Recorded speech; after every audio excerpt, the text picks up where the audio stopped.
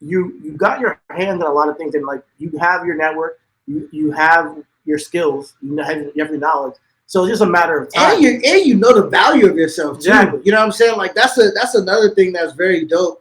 That is very it's transferable, right? Like when you speak and you speak of yourself and like what you can bring and what you know you can bring. Like a lot of people will look at it like, okay, yeah, bring it on. You know what I'm saying? So I appreciate that. Continue doing what you do. We appreciate that. Yeah. Now, New Japan Pro Wrestling. Yes. We fell off the wagon. Okay. Let us know what is going on and why we should go back and what we should be looking at. Well, it depends on like where you want me to start. I mean, first of all, like New Japan Pro Wrestling to me, like everything makes sense. Sometimes, because I know someone in the comments is going to be like, no, they don't. But sometimes they sort of make sense, right? What I appreciate from New Japan Pro Wrestling is that everybody has this ambition. Everyone has this motivation. There are stories inside the ring, and sometimes here in United States, they sort of lose that art to tell us a story inside the ring. New Japan gives that to us. New Japan is not always correct on the right person winning, but then again, I'm biased, so like I have to play it up. But like it's really, really passionate. And that kind of fuels my passion for wanting to bring like a voice to New Japan Pro Wrestling. So that's like the basics of why you should watch. Just because it gives you a different alternative and feeling to like if you're not feeling AEW or any of the other ones, you could just come over to New Japan Pro Wrestling. You'll just hear me talk about it. But right now, the only good storyline that's happening is Bullet Club versus God. So because right now, Chaos isn't doing anything. Okada's not really doing anything. LIJ is not doing anything. Suzuki-gun is not doing anything. So Bullet Club and God. What about the world champion? Will Ospreay's not really like? Oh wait, hold on. Yeah, I totally forgot about the United Empire. Don't kill me, guys. I love you guys. but I think that with the United Empire, Will's gonna have like a freaking mental breakdown after him saying he didn't tap to Zack Sabre Jr. and me just to play it up, he didn't tap. But right now the biggest thing is Bullet Club versus Guerrillas of Destiny. I wish they'll give the United Empire a lot more momentum by giving them the belts, because I was complaining about this on my show. Evil does not need all those belts. I am like, bro, you don't need those belts. Like people need to like start challenging him the way that people challenge El Desperado for his belts by attacking him and think that it's okay. So United Empire should go and like attack Evil and the House of Torture, who's under Bullet Club, which is stupid, and just be like, yo, I need a chance at those titles. But yeah, anything specific you want to know before like I jump all over the place? Yeah, what has there been any great matches that you can recommend me go back and check out? Oh yes, of course. There is Kenta versus Tanahashi for the IWGP United States Heavyweight Championship title at Wrestle Kingdom Night 2. That is the only because New Japan doesn't do hardcore matches or DQ matches anyway, so that one was really good because it was like it's a hardcore match. Okay. So they really don't do that much. Obviously, for like the New Japan Cup, Okada versus El Desperado in round 1 of the New Japan Cup. That was really good. Suzuki versus Hiromu was very good. They slapped each other 219 times. Like they actually reported it in the Japanese magazine. I was like 219 times for chopping, man. I gotta watch that. Yeah, man, you really have to watch that one. That one I really recommend because by the way, that happened on March 13th. So I know because I was gonna go live right after Tama versus Evil and talk about that, and I did. But then I saw like these two guys just slapping the shit out of each other, and I was like, I can't look away. So yeah, go watch that one. Let's see. There's Shingo versus Ishii also in the New Japan Cup. This year is really good. Going back, Tama versus Okada in the G1, and then Power Struggle when they had the same match again. Yeah, those are like a few that just like pops out to me from what I remember. But yeah. By the way, I take notes on everything.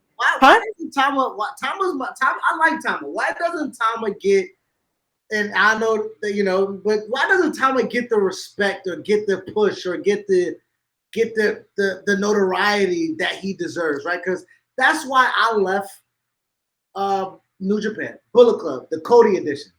Oh right? my god, I hated that. I hated that. That is the worst rendition, and that took all the steam out of anything that they were doing for me.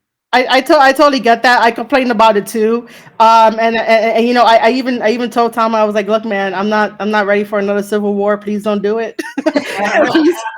please don't do it. But you know, here we are. But this one's a different one. It's not that fucking Cody situation and Kenny situation.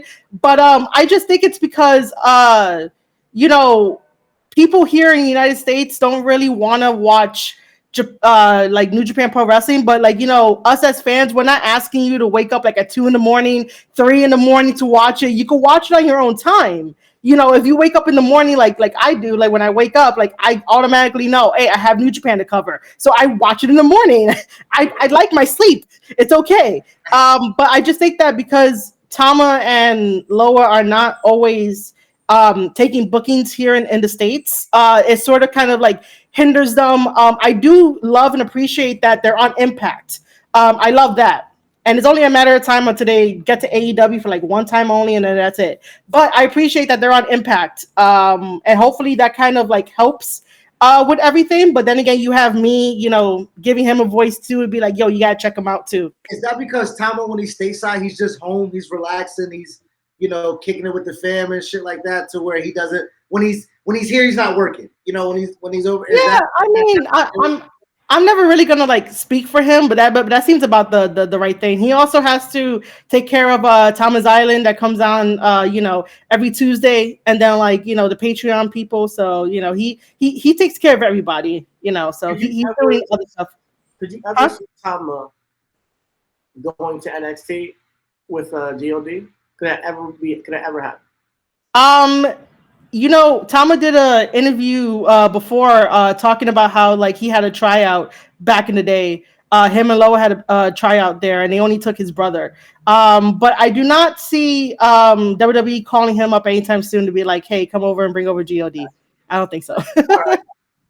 It's just we have, again, like you say, fantasy wise. Yeah, we just have this. I do feel like his presence, right? Yeah. He is a fairly good talker, right? Mm-hmm. Like that was, I'm an OGB, right? I'm original, right? Is Civic, is Machine Gun, is Tama, and is Bad Luck. You know what I'm saying? Mm-hmm. Like, so I always saw him take a backseat to AJ, to Kenny, and I thought that once the ROH thing kind of happened, I assumed that was going to be his introduction to being like a mainstay, like a top guy in New Japan. And I don't think that God, as far as the tag team, it's a legendary tag team. Yeah. Right? Like he's a legendary tag team wrestler. But as far as a singles run, an IWGP Heavyweight Champion, United States Championship run, the Intercontinental Championship run, I do want to see him in that spot. Is there a fantasy booking that you have reserved for him that you can see that can possibly happen? Since he's a New Japan lifer, it looks like. I mean, like I always want to see him at his best. The same thing with his brother. Tama and Loa proved that during the G1 of last year of being singles competitors, and that was like the best thing that they ever did to like showcase their ability.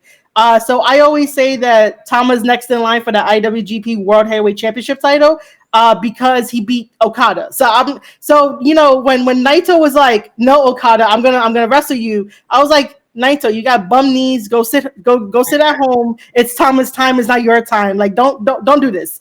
But I don't.